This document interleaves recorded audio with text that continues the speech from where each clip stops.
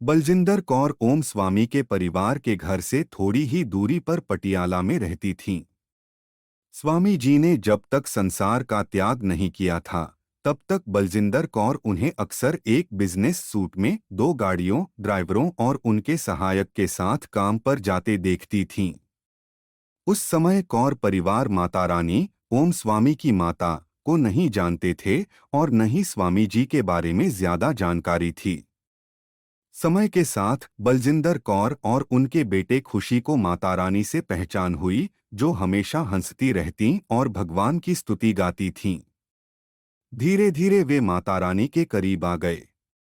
कौर परिवार को बाद में पता चला कि माता रानी के छोटे बेटे का गहरा आध्यात्मिक झुकाव है और उन्होंने ध्यान और भक्ति के मार्ग पर चलने के लिए विवाह न करने का निर्णय लिया था। यह बात थोड़ी असामान्य लगी क्योंकि वह इतने युवा, सफल और सुंदर थे। यह बलजिंदर कौर का वास्तविक अनुभव है, उन्हीं की जुबानी।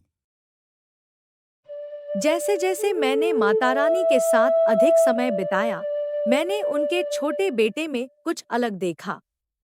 उनकी सीधी नजर और विनम्र स्वभाव उन्हें उनके उम्र के अन्य लोगों से अलग करती थी। उनके माता-पिता उन्हें आदर और श्रद्धा के साथ देखते थे, जो मुझे शुरू में अजीब लगता था। धीरे-धीरे मैं भी उनकी उपस्थिति में अधिक आदरपूर्ण हो गई, जैसा हम अक्सर किसी धार्मिक व्यक्ति के सामने होते हैं। माता रानी ने मुझे एक अद्भुत कहानी सुनाई जब उनका बेटा केवल 7 साल का था। एक सुबह मेरे 7 साल के बेटे ने मुझसे कहा कि मैं कपूरथला जाऊं और उसका आसन ले आऊं। उसने मुझे एक चेक्ड कंबल का वर्णन किया जिसमें सिल्क की गहरे रंग की बॉर्डर थी। भ्रमित होकर मैं अपने पैतृक शहर गई और अपनी माँ बीजी से इस बारे में पूछा। मेरी हैरानी तब हुई जब बीजी ने बताया कि उनके पास सच में ऐसा ही एक आसन है, जो उनकी सास द्वारा इस्तेमाल किया जाता था। यह आसन एक महान साधु का था और वर्षों से छुपाकर रखा गया था। इसके बारे में केवल बीजी को ही जानकारी थी। जब बीजी ने आसन निकाला, तो मैं हैरान रह गई क्योंकि यह बिल्कुल वैसा ही था जैसा इसका वर्णन किया गया था। 1 जून 2014 को मेरे भतीजे का गंभीर एक्सीडेंट हुआ और उसे सिर में गहरी चोट लगी। हमें पता था कि उसके पास ज्यादा समय नहीं बचा था।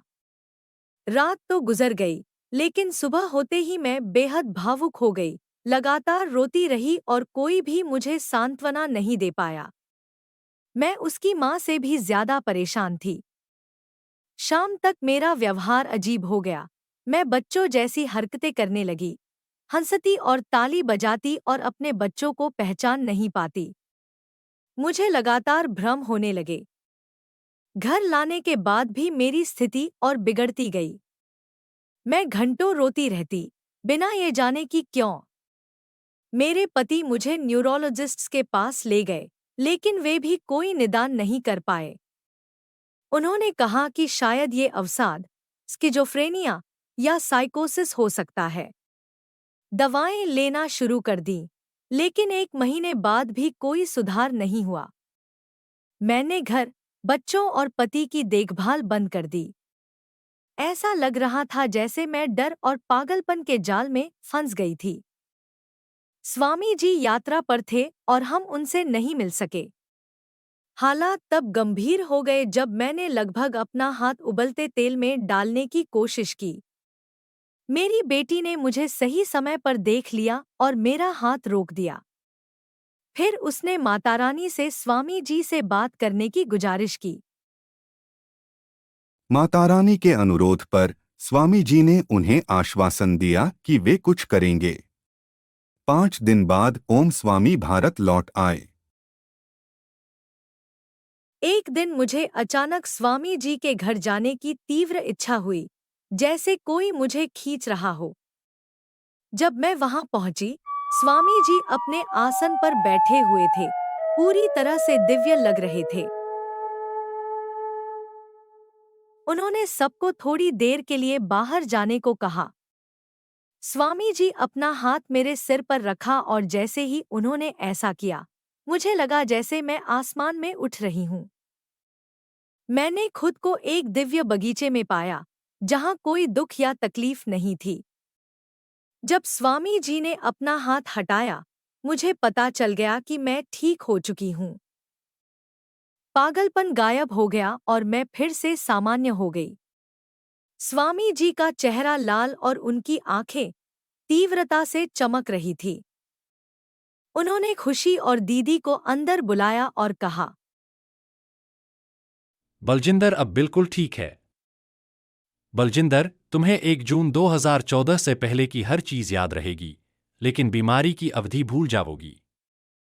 खुशी, अब अपनी माँ का ध्यान रखना। अब से कोई दवा की जरूरत नहीं है।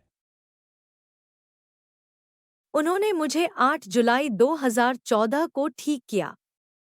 मुझे बीमारी की कोई याद नहीं है और खुशी ने बाद में बताया कि स्वामी जी के शरीर से इतनी गर्मी निकल रही थी कि वह उनसे पीछे हटना पड़ा।